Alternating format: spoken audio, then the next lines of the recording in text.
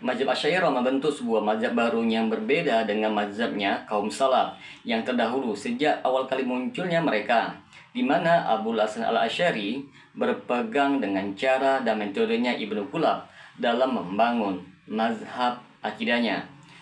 Asy-Syarostani menyingkap akan hal itu ketika sedang memuji gurunya yaitu Abul Hasan al-Asy'ari hingga berakhirnya zaman pada Abdullah bin Syaib al-Kilabi dan Abu Abbas al-Qalanisi dan Haris bin As'ad al-Muhasibi. Mereka semua termasuk kaum salaf. Hanya saja mereka mempelajari ilmu kalam dan menyokong akidah-akidah kaum salaf dengan hujah dan burhan yang dipelajari dari ilmu kalam. Maka Abul Hasan al-Asy'ari pun bergabung dengan kelompok ini, menguatkan pendapat-pendapat mereka dengan metode-metode ilmu kalam. Maka jadilah ia salah satu mazhab Ahlussunnah wal Jamaah dan berpindahlah nama Syifatiyah menjadi Asy'ariyah. Maka teman-teman sekalian, sangat menarik sekali untuk kita membahasnya lebih mendalam pada pertemuan kali ini. Maka jangan ragu untuk terus menyaksikan video ini hingga selesai agar kita menemukan fakta yang sebenarnya.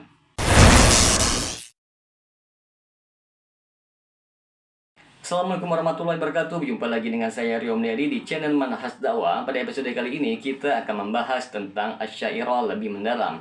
Ketika mazhab al-Asy'ari muncul dari sisi dia sebagai mazhab akidah resmi dan mempunyai usul serta akidah-akidah yang khusus mulai muncul, maka ulama dari Ahlussunnah yang notabene lebih tahu tentang mazhabnya, imam-imam terdahulu, dan lebih tahu tentang maksud mereka.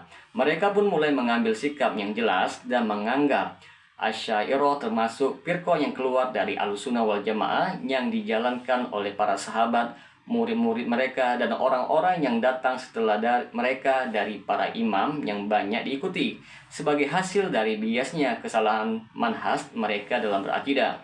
Dan sungguh telah banyak ucapan-ucapan dan sikap-sikap mereka yang menekankan akan hal itu, dan banyak dari peneliti dulu maupun yang sekarang telah mengumpulkan ucapan-ucapan dan sikap-sikap yang berterus terang para imam Ahlussunnah bahwasanya mazhab Asy'ariyah keluar dari mazhab salaf, dan bahwasanya mazhab tersebut menampakkan sebuah mazhab yang menyelisih mazhab Ahlussunnah wal Jamaah.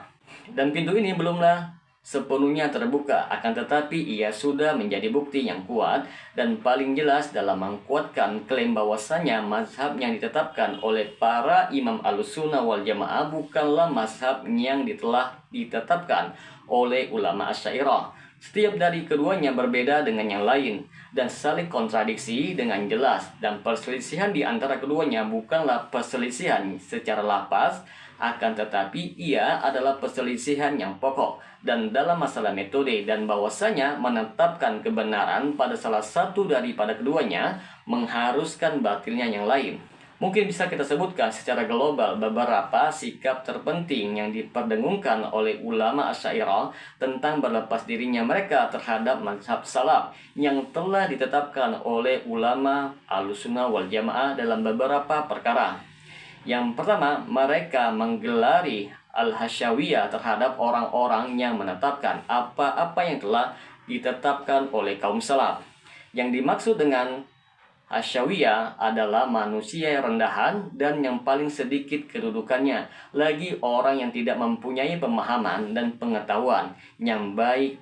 Dan kaum Mu'tazilah terhitung yang pertama kali yang mengucapkan gelar ini terhadap Ahlussunnah wal Jamaah dari kalangan ahli hadis dan ahli fikih, dengan maksud menghina mereka dan menurunkan kedudukan mereka. Kemudian hal tersebut diambil oleh orang-orang Asy'ariyah dan mulai banyak menyebutkannya di kitab-kitab mereka, dan orang yang memperhatikan penggunaan gelar ini akan mendapati dengan jelas bahwasanya orang yang berakidah sebagaimana yang telah ditetapkan oleh para imam Ahlussunnah wal Jamaah, ia masuk dalam gelar tersebut dengan jelas, karena mereka mengucapkannya kepada banyak orang yang menetapkan sifat-sifat Allah, membiarkan nas-nas secara zahirnya dan tidak menggunakan takwil, dan juga kepada orang yang menetapkan bahwasanya iman itu ucapan dan perbuatan, dan orang yang menetapkan bahwasanya mengamati semesta itu tidaklah wajib. Al-Juwaini berkata, orang Hasyawiyah yang berpegang dengan nas yang zahir berpendapat bahwasanya kalam Allah itu adalah qadim, kemudian menyangka bahwasanya ia terdiri dari huruf-huruf dan suara, dan mereka meyakini bahwasanya sesuatu yang didengar dari pembaca Al-Quran itu adalah kalam Allah. Dan juga berkata orang-orang Karomiyah dan sebagian Asyawiyah berpendapat bahwasanya Allah Maha Tinggi, Allah dari apa yang mereka ucapkan bertempat di arah atas. Kemudian beliau membawakan dalil yang digunakan oleh para imam al-sunnah dalam menetapkan ketinggian Allah. Kemudian beliau takwili. Al-Ghazali berkata, adapun Hasyawiyah, maka sesungguhnya mereka tidaklah bisa memahami Allah kecuali di suatu arah.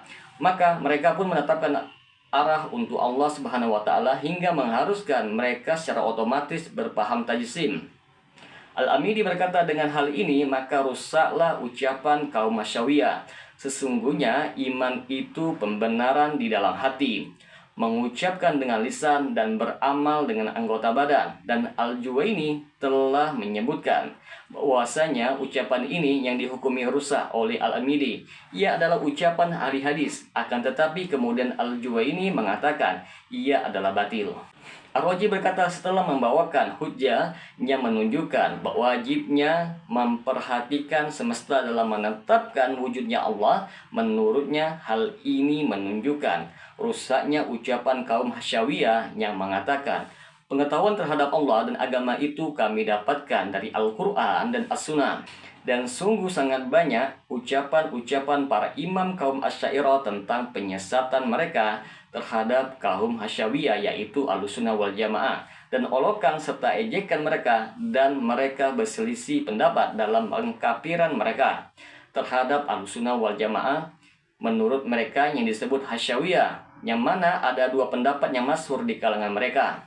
Yang kedua, mereka menggelari mujassimah dan musyabbihah terhadap orang-orang yang menempuh manhaj salaf.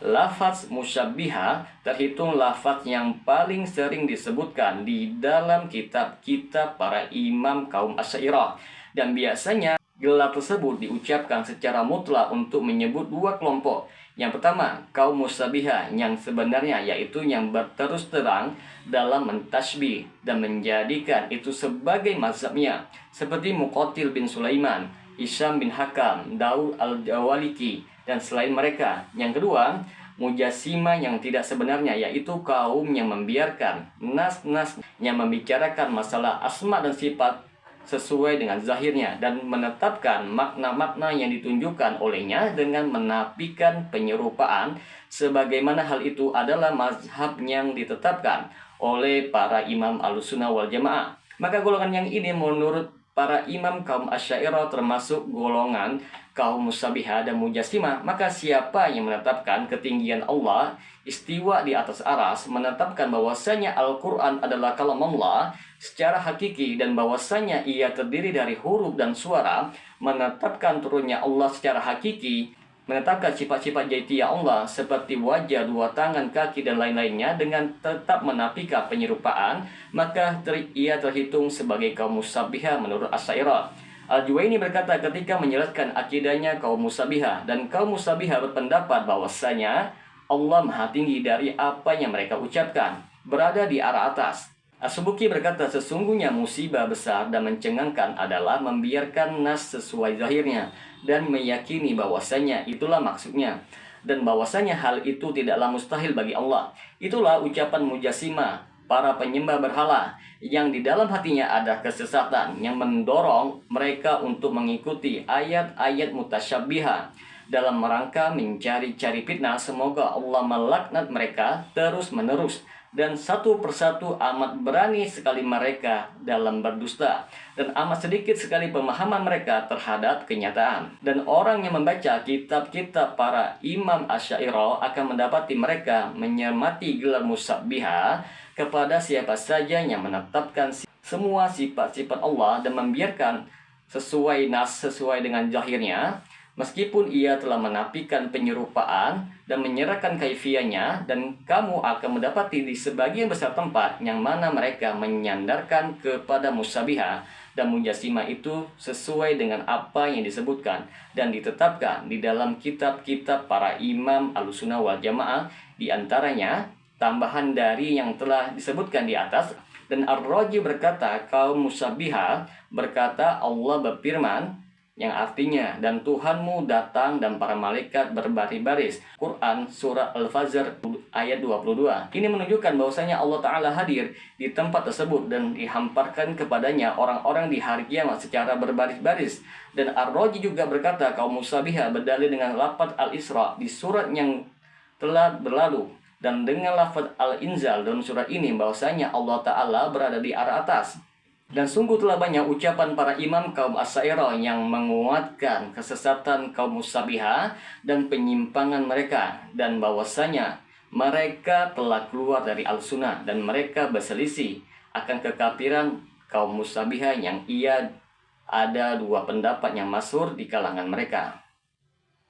Dan ini menunjukkan dengan jelas bahwasanya para imam mazhab Asy'ariyah tidaklah menganggap perselisihan antara mereka dengan para imam Ahlussunnah bahwa hanya sebatas perselisihan secara lafaz. Akan tetapi ia adalah perselisihan yang pokok dan berkaitan dengan pokok-pokok agama dan metode dalam memahaminya. Terlebih apa yang ada di dalam ucapan mereka terdapat kontradiksi yang jelas, karena sesungguhnya para imam mazhab Asy'ariyah, yaitu yang mendirikan mazhab tersebut, seperti Abul Hasan Al-Asy'ari dan Al-Baqillani, berterus terang menisbatkan ketinggian Allah dan beberapa sifat jaitiyah seperti dua tangan, wajah, dan selainnya. Maka bagaimana bisa mereka tidak termasuk Musyabbihah, sedangkan mereka bersepakat dengan Ahlussunnah wal Jamaah dalam menetapkan sifat-sifat tersebut? Semoga dengan sedikit penjelasan ini dapat memberikan manfaat bagi teman-teman sekalian. Dan apabila channel ini memberikan manfaat bagi teman-teman sekalian, silahkan subscribe dan share. Semoga bermanfaat. Assalamualaikum warahmatullahi wabarakatuh.